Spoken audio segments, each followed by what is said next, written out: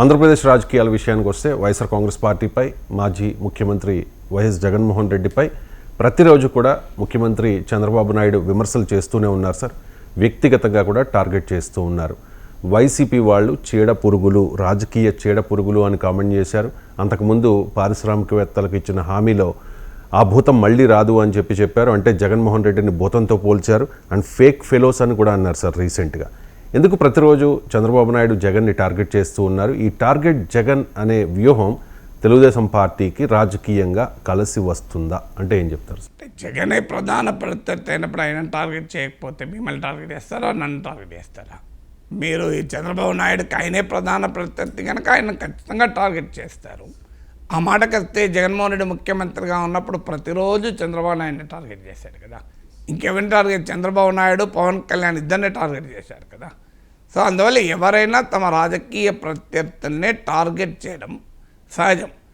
ఇక next question వచ్చేది, ఇది రాజకీయంగా ప్రయోజనం అని. ఆంధ్రప్రదేశ్కి వచ్చేవరకు ఏంటంటే, నేను నిన్న కూడా చెప్పాను, పబ్లిక్ ఇష్యూస్ పైన ఫైట్ చేస్తాం రెండు పార్టీలకు ఇష్టం లేదు. ఎందుకు ఇష్టం లేదంటే కొన్ని కామన్, మీకు ఉదాహరణకు పోలవరం ఉంది. పోలవరం పైన జగన్ ఏమన్నా అడుగుతాడా చంద్రబాబు నాయుడును? ఎందుకు పోలవరం పూర్తి చేయలేదు, ఎప్పుడు పూర్తి చేస్తావన్న ప్రశ్న కూడా అడగడు జగన్. ఎందుకు? అది అడిగితే వెంటనే ఆయన మీద ఏం ప్రశ్న వస్తుంది? మరి 5 ఏళ్ళు నువ్వు ఎందుకు ఆపావు, నువ్వేం చేసావు 5 ఏళ్ళు, పోలవరం పైన 5 ఏళ్ళు ఏం చేసావో చెప్పాలి కదా అని అడుగుతారు.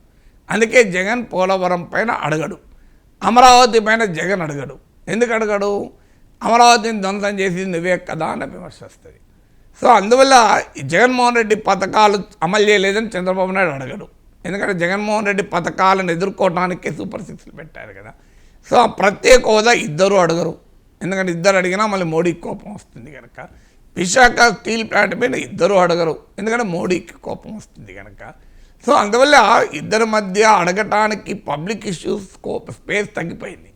అందుకే ఒకరినొకరు తీవ్రాతి తీవ్రమైన భాషలో మాట్లాడుకోవడం అనేది ఒక రాజకీయ ఆనవాయితీగా ఆంధ్రప్రదేశ్లో మారింది. అది ఇవాళ కొత్తగా మొదలైంది కాదు.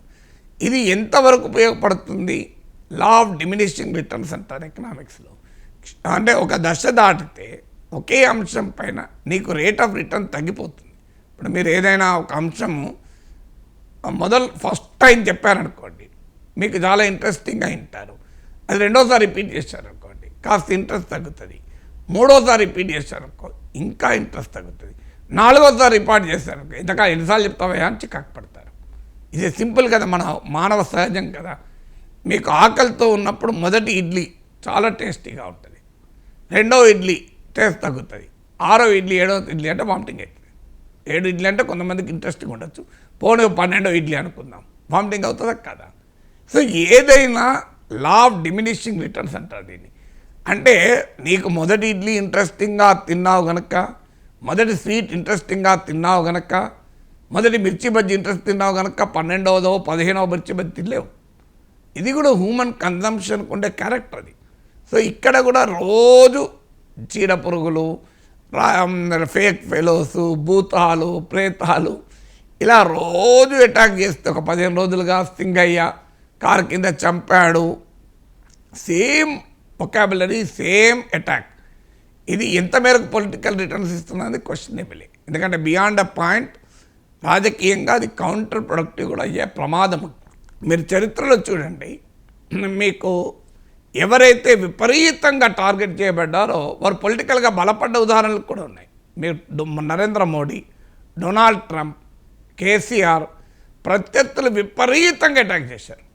ఏమైంది? అది 2014కి ముందు మీకు కేసీఆర్కి లాభమైంది, మీకు మోడీకి లాభమైంది, మీకు ట్రంప్కి లాభమైంది. అంటే బియాండ్ ద పాయింట్ మీకు ఎప్పుడు కూడా ఒక వ్యక్తిని పదే పదే పదే పదే టార్గెట్ చేస్తే ఆ వ్యక్తి పైన ఎక్కడో ఒక చోట సానుభూతి పెరిగే ప్రమాదం కూడా ఉంటుంది తెలుగుదేశానికి. ఎందుకంటే యూ మేడ్ మీ పాపులర్ అన్న సిద్ధాంతం వస్తుంది. యూ మేడ్ మీ పాపులర్ అంటే అతను ప్రజలు ఇగ్నోర్ చేస్తున్నా నువ్వు రోజు గుర్తు చేస్తూ జగన్ మళ్ళీ రాడంటావు. జగన్ మాట తీయకుండా చంద్రబాబు నాయుడు ఒకరోజు నిద్రపోలేడు. జగన్ లేడు, ఇక జగన్ ఎక్కడిది, 11 సీట్ల పరిమితమయ్యాడు. నెక్స్ట్ టైం అయితే ఒకటి కూడా రాదు. అసలు ఇక ఆ భూతం రాదు, భూస్థాపితం అయిపోయింది అని నేను చెప్తున్నా అంటారు.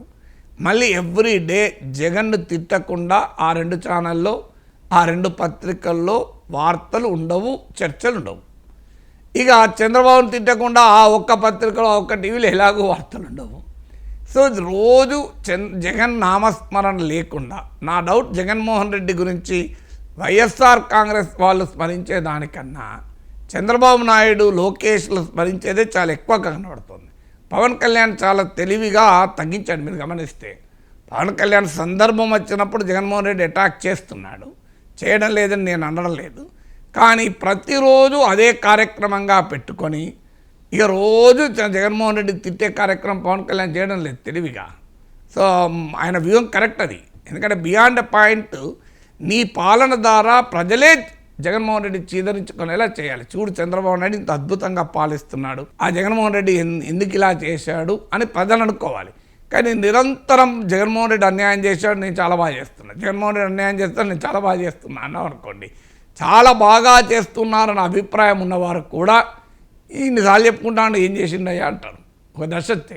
సో అందువల్ల నీకు ఎప్పుడు కూడా అంతే, నేనున్నాను, నేనేం మాట్లాడకపోతే మీరే అంటారు నాగేశ్వర సార్ ప్రపంచ పరిణామాలు చర్చించాడు, జాతీయ పరిణామాలు చర్చించాడు, రాష్ట్ర రాజకీయాలు చర్చించారు, నాగేశ్వర్ గారు చాలా విషయాలు మాట్లాడతాడు, చాలా విషయాలు తెలుసు అంటారు. నేనే అన్నాను అనుకో, నాకు చాలా విషయాలు తెలుసు రవిశంకర్, నాకు తెలిసినంతగా ఎవరికి ఇది లేదని అనుకోండి, మొదటిసారి వింటారు, 4వసారి ఇది పిచ్చి పట్టింది అంటారు నన్నే. అందువల్ల ఎప్పుడు నేను గొప్ప, ఎదురోడు పనికిమాలినోడు అనే విధానము రాజకీయంగా కూడా ఉపయోగపడదు. అది జగన్మోహన్ రెడ్డి కూడా ఉపయోగపడలేదు. జగన్మోహన్ రెడ్డి 5 ఏళ్ళు అదే పని కదా, 5 ఏళ్ళు అసెంబ్లీలోనే బయట అయినా ఇంకో మాటే లేదు. ఆయనకు తానా అంటే తందానలాగా ఇతరులు. మీరు ప్రతిరోజు ఒకవేళ ఏదైనా ఒకరోజు జగన్మోహన్ రెడ్డి మిస్ అయితే అంబటి రాంబాబు, మీ కొడాలి నాని, పేర్ని నాని వీళ్ళు అనుకున్నారు. ఇక అసలు ప్రతిరోజు ఇదే పనికి వేరేది ఏం లేదు. అసెంబ్లీలో ఆఖరికి చంద్రబాబు నాయుడు సతీమణిని కూడా ప్రస్తావిస్తూ నీచంగా మాట్లాడిన సందర్భం చూశారు, ప్రదర్శించారు అది. అందువల్ల రాజకీయాలు నీ పాలన పాజిటివ్గా, పాలన కనుక పాజిటివ్గా రాడికల్లీ డిఫరెంట్ ఉంటే ప్రజలే చరిత్రలో కాలగర్భంలో ప్రత్యర్థులు కలిపేస్తారు. సో దానిపైన ఫోకస్ చేయడం ఉపయోగం తప్ప 11 సీట్ల పరిమితమైన జగన్ను నిరంతరం ప్రజల్లో ఉంచే పని చంద్రబాబు నాయుడే చేస్తున్నాడు కదా.